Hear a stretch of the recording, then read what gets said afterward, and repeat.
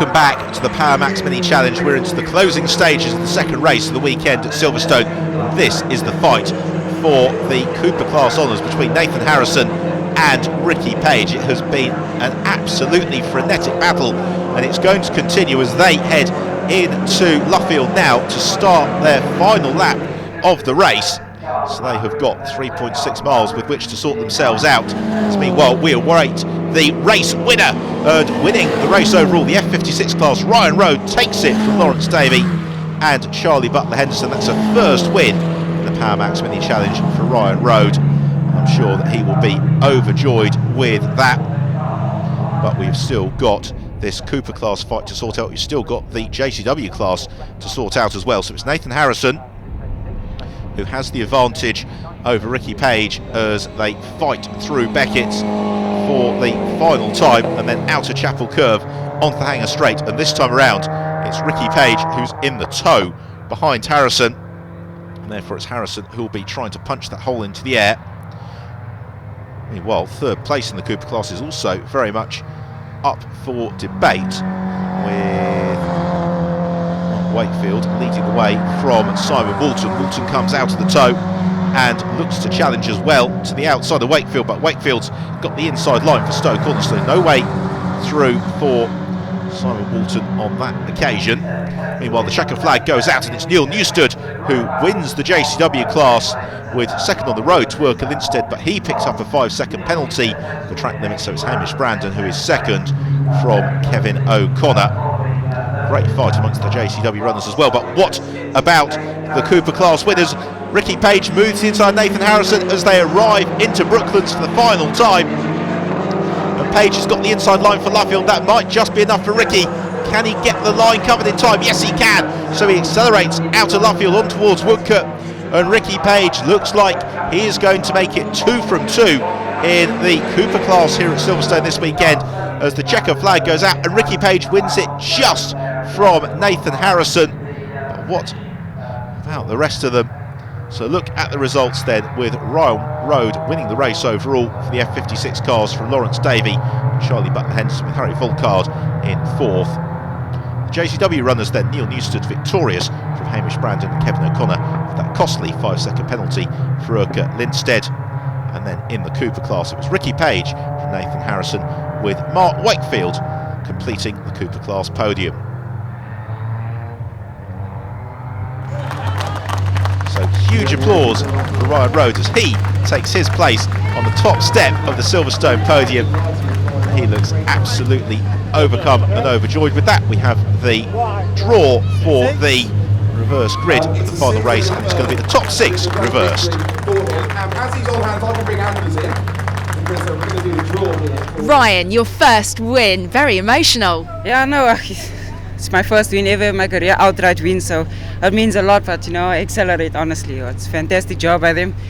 And a big thanks to my mother and father back home in South Africa. It wouldn't be possible without them, and it's not easy moving over, leave your family to come and race. So that has finally come. It's a big weight off the shoulders. So I just enjoy the next race.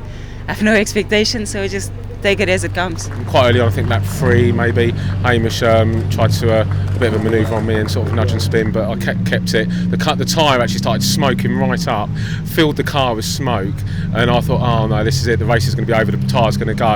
And then by the time I come through here, the straight, it cleared itself, and that was it. I just nailed it. Then I thought, here we go, I'm really in the mood now, I've got to go for this win. Ricky, you were really being pushed right at the end particularly, but you did it. Yeah, I was really fortunate actually that I got a bit of a gap at the start, because I missed a gear coming out of the hairpin, out of the new infield, and that allowed Nathan to catch back up, and then I knew I was in trouble, because around here the minute he gets in that slipstream it's big trouble. But fantastic racing again, and let's see what race 3 has to bring.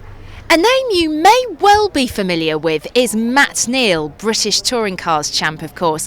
Now he can be seen here in the Mini Challenge paddock, not as a driver, but actually supporting his son Henry, who's driving in the Cooper class. I managed to catch up with both of them a little bit earlier. We looked at all the different championships around the UK, and what was giving good racing was cost effective and mini challenge really ticked all the boxes, and it's great that it's got 3 stages now with Cooper, with John Cooper Works, and now with the Gen 3 class. So you can go in at a level where it's very cost effective, affordable to do. And the cars are quite simple with the restricted modification, and then you can go all the way up to the Gen 3 in the top class. So it was a natural. And do you sort of see this as maybe a way in for Henry? And I will come to you in a moment, Henry. But a way in for like maybe a touring car career? Is he going to follow in his dad's footsteps? The first thing we want him to do is to enjoy it. That's what it's all about, and it's a great atmosphere in the paddock here. I mean, in an ideal world, that would be absolutely fantastic. It would be a dream for me to see that happen. But we've got a long way to go yet. He's learning all the circuits. It's new territory for him, and for us, we're running the car ourselves. We're learning the cars. I mean, these guys know how to run them really well, and there's some quick boys in the championship. So, but a lot of it is learning racecraft as well as how to drive and all the circuits and everything. And he's all right. He's getting on with it. Well, let's come to you then, Henry, and find out. I mean, is that where do you see yourself going? Because you're starting here with the Coopers. Well, obviously the dream is to be like the old man, but I do need to just get my head around these, like he was saying, and get up on the podium at one point. Hopefully, fingers crossed. But hopefully get a good result this year. Had a bit of a rough start, as you know, but just get some more points and see what happens, really. Dad, what tips have you got to pass on to your son then? He doesn't want to listen to a word I say, but I just try and enjoy it. We try and have a talk around the circuits and everything.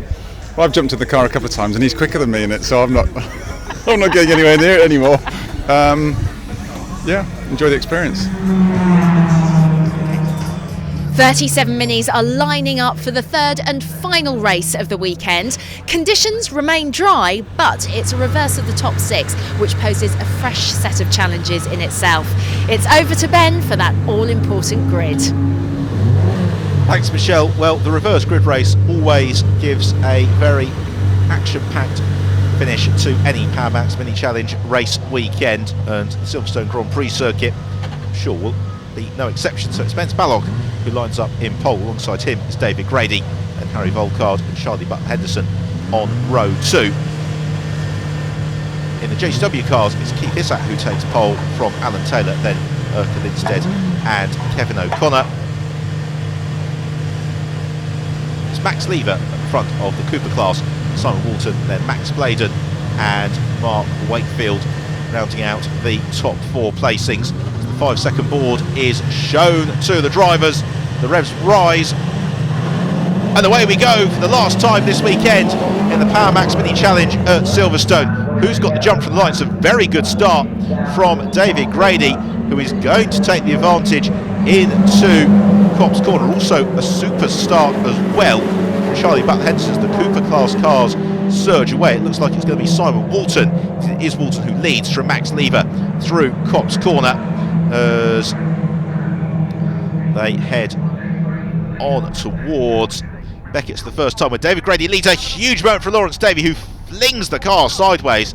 I think that's going to be enough for him to overhaul Ben Spallock. Indeed it is. And then it's Button-Henderson in 4th. Lee Patterson is in 6th. He'll be looking to make progress. Rob Smith a lot to do from lower down the order. Amongst the Cooper class runners already, Ricky Page trying to force his way to the front of that pack.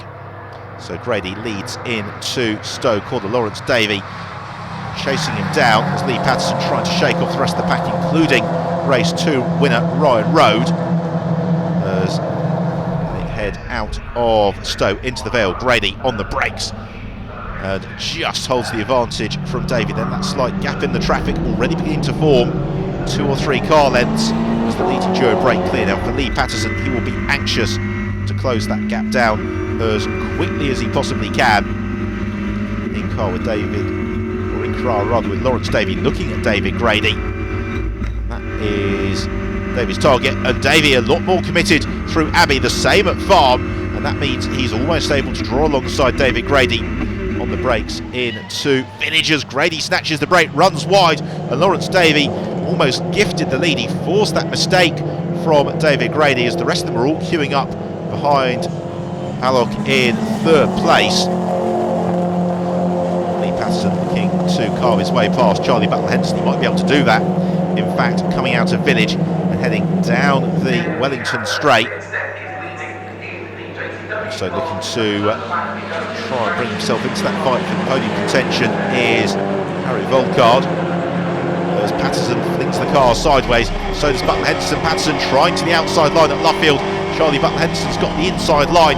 Crucially, that means Charlie Butler Henderson has got the traction as well. He gets the power down nice and early on towards Woodcote. And where is Lee Patterson? We can't see him in picture at the moment as Butler Henderson moves across to the curb. That suggests that Patterson has had no option but to drop into line behind him. Indeed, that's exactly what's happened. And then it's Harry Volkard who is next along for the slight gap back to Ryan Road and the rest of them.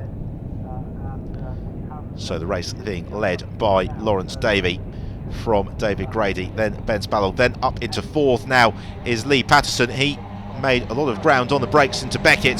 Patterson through into fourth. Ryan Road trying to challenge Charlie Butler Henderson as well. What about the Cooper class? It's Ricky Page who is the Cooper class leader, from Nathan Harrison, Max Bladen, and then Max Lever. Henry Neal looking to gain a couple of places as he challenged the inside at Cops Corner.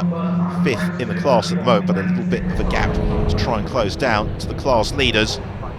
Ricky Page continues his emphatic form, easing away from Nathan Harrison. So we're in the early stages of the final race of the weekend here at Silverstone. Join us in a couple of moments' time to see who will take the checkered flag.